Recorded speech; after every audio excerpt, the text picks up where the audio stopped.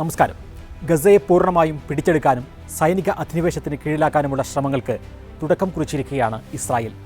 പദ്ധതിക്കെതിരെ ലോകത്തിൻ്റെ പ്രതിഷേധം ആളിക്കത്തുമ്പോഴും നെതന്യാഹുവിന് കുലുക്കമില്ല. US-ന്റെ പിന്തുണ ശക്തമാണ്. റഷ്യൻ പ്രസിഡന്റ് വ്ളാഡിമിർ പുടിനുമായി കൈകോർത്ത് പുതിയ ലോകക്രമത്തിൻ്റെ ചരട് വലിക്കുകയാണ് ട്രംപ്. പതിറ്റാണ്ടുകളായി നിലനിൽക്കുന്ന US-ഇന്ത്യ സൗഹൃദ ബന്ധവും തകരുകയാണ്. കഴിഞ്ഞ ആഴ്ചയിലെ പ്രധാന ലോക വാർത്തകൾ സമഗ്രമായി കാണാം. വേൾഡ് വിത്തസിലേക്ക് സ്വാഗതം. ഗസ പിടിച്ചെടുക്കാനുള്ള ഒച്ചപ്പാടിനുള്ളിൽ അവിടുത്തെ പട്ടിണി ശ്രദ്ധിക്കാതെ പോകരുത്. ഗസയിലെ 1/3 പേരും പല ദിവസങ്ങളിലും ഭക്ഷണം കഴിക്കാതെയാണ് ഉറങ്ങുന്നത്. പട്ടിണിയും പോഷകാഹാരക്കുറവും കാരണം കൊല്ലപ്പെട്ടവരുടെ എണ്ണം 200 കടന്നിരിക്കുന്നു. ഇതിൽ 100 പേർ കുട്ടികളാണ്. 12,000-ഓളം കുട്ടികൾ അതിതീവ്രമായ പോഷകാഹാരക്കുറവ് അനുഭവിക്കുന്നുവെന്ന് ലോകാരോഗ്യ സംഘടന പറയുന്നു.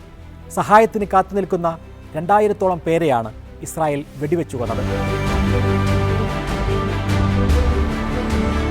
ഗസ പിടിച്ചെടുത്താൽ മാത്രമേ നെതന്യാഹുവിന് ഇനി യുദ്ധവിജയം അവകാശപ്പെടാൻ കഴിയൂ. ഇതിന് ഹമാസിൻ്റെ എല്ലാ സൈനിക ശേഷികളും നശിപ്പിക്കുകയും തുരങ്കങ്ങൾ തകർക്കുകയും വേണം. ഈ പ്രക്രിയ വളരെ സങ്കീർണവും അപകടകരവുമാണ്. ഇനി ഗസ പിടിച്ചെടുത്താൽ തന്നെ ഇസ്രായേലി സൈനികർക്ക് അവിടെ ദീർഘകാലം നിലയുറപ്പിക്കേണ്ടി വരും. ഇത് ഇസ്രായേലിന് വലിയ സാമ്പത്തിക മാനുഷിക ദുരന്തങ്ങളുണ്ടാക്കും. തുടർച്ചയായ ഏറ്റുമുട്ടലുകളും സൈനികരുടെ ജീവൻ അപകടത്തിലാക്കുന്ന സാഹചര്യങ്ങളും വർദ്ധിക്കും. അതുകൊണ്ടാണ് സൈനിക മേധാവിയും വലിയൊരു വിഭാഗം നേതാക്കളും നെതന്യാഹുവിൻ്റെ പദ്ധതിയെ എതിർക്കുന്നത്. ഗസയെ പൂർണ്ണമായി പിടിച്ചെടുക്കുന്നത് അന്താരാഷ്ട്ര മനുഷ്യാവകാശ നിയമങ്ങളുടെ ഗുരുതരമായ ലംഘനമാണെന്ന് ലോകരാജ്യങ്ങൾ ചൂണ്ടിക്കാട്ടുന്നു. എല്ലാ രാജ്യങ്ങളിലും ജനം ഗസക്കായി തെരുവിലിറങ്ങുന്നു. എല്ലാ സമയത്തും ഇസ്രായേലിൻ്റെ കൂടെ നിന്ന രാജ്യങ്ങൾ പോലും പരസ്യമായി ഇസ്രായേലിനെ തള്ളിപ്പറയേണ്ട ഗതികേടിലാണ്. പക്ഷേ US പ്രസിഡന്റ് ഡൊണാൾഡ് ട്രംപ് നെതന്യാഹുവിന് എല്ലാ സ്വാതന്ത്ര്യവും നൽകുകയാണ്.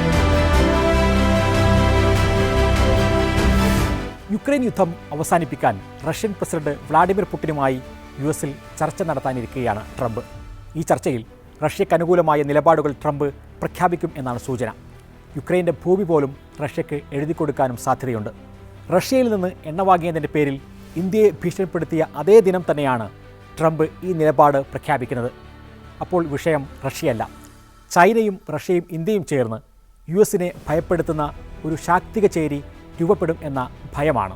യൂറോപ്പ് കൂടി ഈ കൂട്ടായ്മയെ ആശ്രയിച്ചാൽ US-ന് പിന്നെ ഗതിയുണ്ടാകില്ല.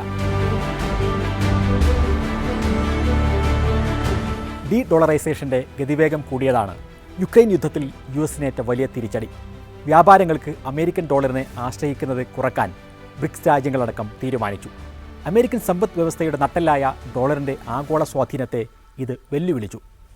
US-ന് റഷ്യയുമായും വേണമെങ്കിൽ ചൈനയുമായും കൂട്ടുകൂടാം. പക്ഷേ ഇന്ത്യക്ക് പറ്റില്ല എന്നതാണ് ട്രംപിൻ്റെ ഇപ്പോഴത്തെ നിലപാട്. പാകിസ്ഥാന് സഹായം ചെയ്ത് ഇന്ത്യയെ ഞെട്ടിക്കാനാണ് ട്രംപ് ആദ്യം ശ്രമിച്ചത്. ഇപ്പോഴത്തെ തീരുവ യുദ്ധത്തിൽ US പ്രസിഡന്റ് ഡൊണാൾഡ് ട്രംപിന് ചൈനയോട് മൃദു സമീപനമാണ്. ചൈനീസ് പ്രസിഡന്റ് ഷീ ജിൻപിങ്ങുമായി കരാർ ഒപ്പിടാനുള്ള ധൃതിയിലാണ് ട്രംപ്. റഷ്യൻ പ്രസിഡന്റ് വ്ളാഡിമിർ പുടിൻ്റെ അജണ്ടകളെയും ട്രംപ് പിന്തുണക്കുന്നു. അതേസമയം ഇന്ത്യക്കുമേൽ വലിയ തീരുവ പ്രഖ്യാപിച്ച് ഒറ്റപ്പെടുത്താനും ശ്രമിക്കുന്നു. അമേരിക്കയുടെ ഏകധ്രുവ ലോകക്രമം എന്ന ആശയം ചോദ്യം ചെയ്യാൻ നട്ടെല്ലു കാണിക്കുകയാണ് ഗ്ലോബൽ സൗത്ത് ചെയ്യേണ്ടത്.